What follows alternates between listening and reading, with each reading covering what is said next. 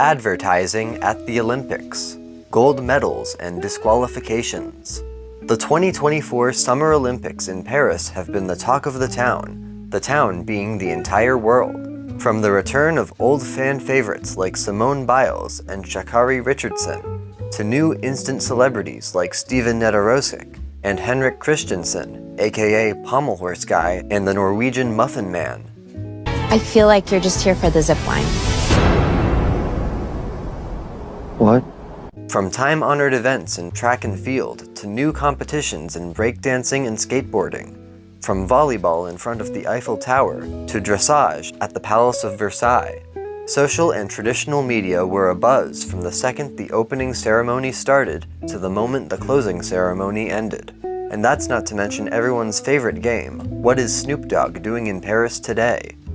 There's so much to be excited about and so many events to watch. But there's one thing that really sets this year's events apart, the advertising at the Olympics. I want you to do what makes you happy.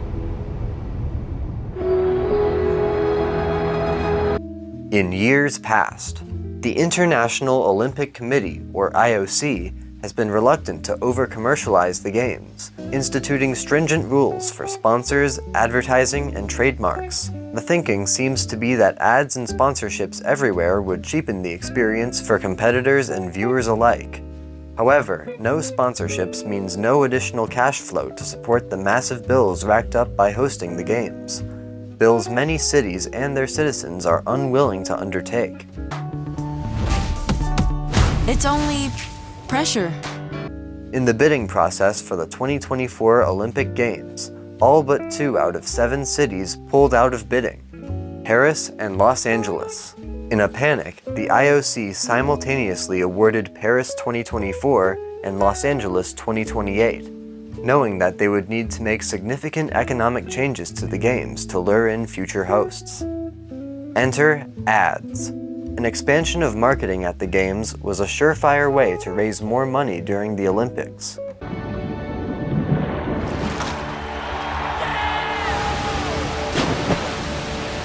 But threading the needle between getting enough sponsors and not disrupting the viewer experience has been tricky. Most professional sports leagues have ads on every surface of every stadium and tons of broadcast time dedicated to ultra-high-value ad space. But there's a perceived sanctity to the Olympics many don't want to soil. In this day and age, the world runs on ads, and the IOC is making a smart decision for the longevity of the Olympics by embracing marketing in this manner. But not every ad was perfect. Some sponsors stuck the landing and scored perfect 10s, while others missed the mark.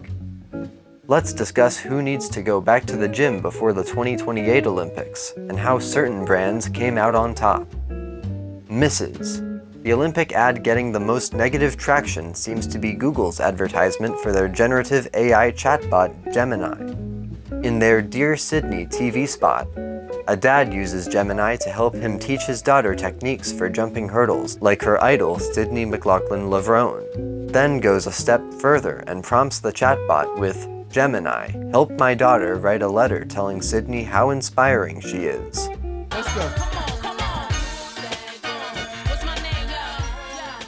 Rather than being an authentic love letter to Team USA, the whole thing comes off as disingenuous.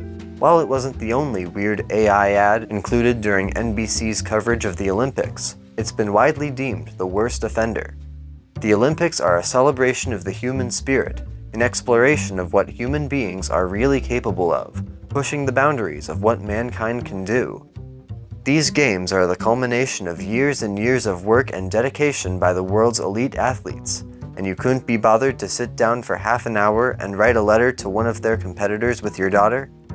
Co-opting that spirit by demonstrating how one can suck the time, effort, and soul out of something so innocent in the name of shilling a chatbot is gross. It brings back a particular sentiment I read when AI was first getting off the ground. If you couldn't be bothered to write something, why should I bother to read it? Another ad that's been buried in Google's backlash was a commercial produced by Nike titled, "Winning Isn't for Everyone, Am I a Bad Person?" Already we're off to a bad start with that title, but the video goes on to list the more toxic qualities people associate with success. I think I'm better than everyone else. I want to take what's yours and never give it back. What's mine is mine, and what's yours is mine. Deceptive, selfish, obsessive, even not respecting one's competition. At best, this ad is saying it takes a certain type of work ethic to be an athlete of Olympic caliber, and that to an outsider, that lifestyle may seem crazy. Even so, there's got to be a better way to get that message across than insinuating that the athletes featured don't respect their competitors, which is often demonstrably false. One of the most refreshing things about this Olympic year is the greater glimpses we get into athletes' lives in the Olympic Village and beyond via social media. And dare I say, all of these athletes have lives outside of their sports. We eat a lot of carbs. Fuel up. Don't stay hungry. Simone Biles has spoken a lot about her mental health journey and how she was able to return to the Games thanks to time spent outside the gym, sparking an important moment for mental health awareness among athletes over the past few years. It's a shame that one of the most recognizable athletic wear brands in the world is okay with diminishing that. Bullseyes. Where some stumbled, others excelled. Rather than taking away from the spirit of the Games, these companies created something new and special. Toyota. Start your impossible. Olympians generally don't have their phones with them during competition, but Samsung has been providing a special Olympic-branded smartphone to winners on the medal podium to take official selfies. It sounds silly, but it has made incredible waves. In the spirit of peace and worldly brotherhood that the Olympics champions, North Korean and South Korean athletes posed together in one of these photos as silver and bronze medalists in table tennis doubles, even while sporting relations between the two countries are tense. The victory selfie for athletes to share their glorious moments with Galaxy.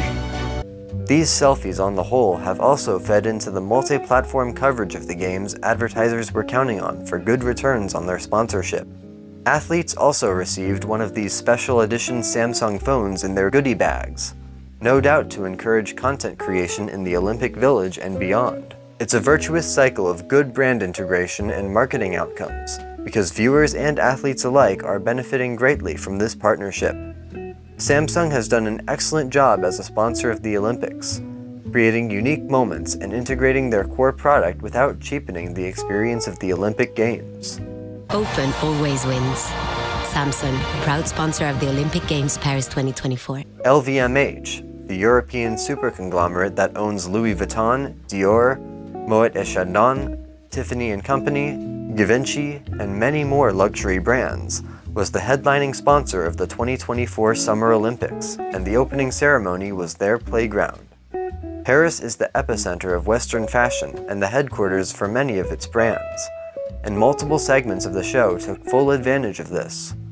A fantastical look inside a French atelier positioned sewists and haute couturers as the Olympians of fashion, and a runway on one of the beautiful bridges over the Seine drove that point home. All of the featured musicians were dressed by Dior, including Lady Gaga and Celine Dion, in custom looks for the opening ceremonies. The Olympic medals were designed by Chaumet, a French jeweler and watchmaker owned by LVMH, with a piece of the original Eiffel Tower in the center of each award, and they were presented in Louis Vuitton-made trays at every medal ceremony. LVMH made the absolute most of their $163 million contribution to the Olympics, but still managed to keep their involvement pretty tasteful. The celebration of their brands as quintessentially French fed into the celebration of France and its culture at the opening ceremony and throughout the Olympic Games in a way that will not likely be matched for years to come. An adpocalypse in 2028? While some lament that 2024 represents the first TikTok Olympics and fear ads taking over the events, sponsors are absolutely necessary for the Games to keep happening every cycle. We believe no journey is taken alone. Toyota, start your impossible. Cities don't want to and often can't part with the taxpayer money it takes to host the Olympics, but the money has to come from somewhere. While some advertisers flopped this season, some did an excellent job championing the spirit of the Games and of the host nation. All we can hope for is that more will follow in their footsteps. Marketing is here to stay at the Olympics, but it's not the end of the world. Los Angeles, here we come.